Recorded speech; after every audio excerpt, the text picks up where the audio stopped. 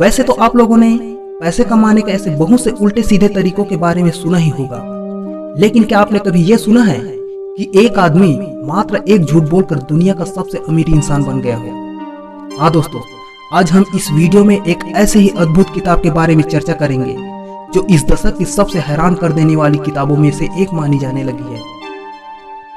क्योंकि जो भी व्यक्ति इस पुस्तक को पढ़ता है उनके पैरों तले से जमीन खिसक जाता है और उस इंसान का इस दुनिया को देखने का नजरिया ही बदल जाता है। जब इस पुस्तक को देश के प्रसिद्ध समाज सेवी अन्ना हजारे ने पढ़ी तो वे हैरान रह गए और उन्होंने कहा कि अगर देश को बदलना है तो ये किताब पढ़ना बहुत ही जरूरी है।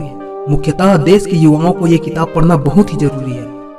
इस किताब में बहुत से रहस्यमय बातें छिपी हुई है जो 125 करोड़ भारतीयों की आंखें खोल देगी। जब इस किताब को जगत गुरु निश्चलानंद सरस्वती ने पढ़ी तो उन्होंने कहा कि धर्म की स्थापना के लिए इस किताब को पढ़ना बहुत ही जरूरी है, क्योंकि ये किताब अर्थ और अनर्थ में भेद करना सिखाती है। चलिए जानते हैं कि IIT दिल्ली से पढ़े एक छात्र ने इस 100 पेज के इस किताब में ऐसा क्या लिख दिया कि पूरी दुनिया इसकी दीवानी हो गई। देश के कई अखबारों में इसके लेख छपे।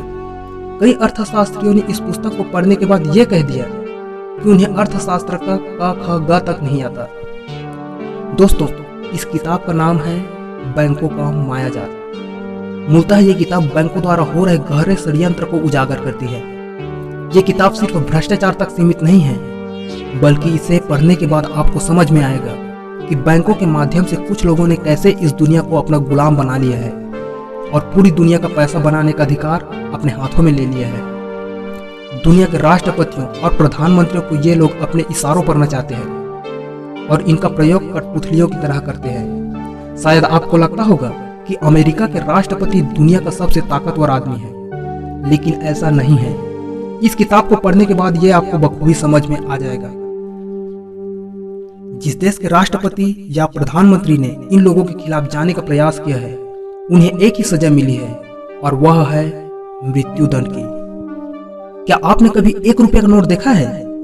1 रुपये के नोट पर भारत सरकार लिखा होता है, जबकि 2 रुपये से लेकर 2000 रुपये के नोट पर भारत सरकार नहीं बल्कि रिजर्व बैंक लिखा होता है। देखने में यह अंतर मामूली सा लगता है, लेकिन इस एक अंतर की वजह से आपके द्वारा दिए गए टैक्स का 60% हिस्सा लूट लिया जाता है और देश से लगभग 7 लाख करोड़ रुपए सीधे सीधे बैंकों द्वारा लूट लिए जाते हैं।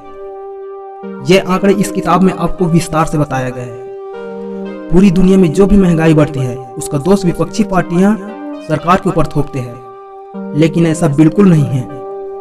यह पूरा खेल बैंकों के माध्यम से खेला जाता है। दुनिया में जो भी युद्ध होते हैं इसके पीछे कोई इस्लामिक ताकत नहीं होती। इसके पीछे अर्थव्यवस्था का एक बड़ा खेल है, क्योंकि जब जब दुनिया में युद्ध होते हैं या आतंकवादी हमले होते हैं तब हथियार बिकते हैं और कर्ज लिया जाता है। इसलिए यह सारी घटनाएं पहले से ही तय रहता है। इस्लामिक संगठन तो सिर्फ मोहरा बनती है। इन सब के पीछे कौन सी महाशक्तियां हैं ये इस किताब को पढ़ने के बाद ही समझ आ सकता है।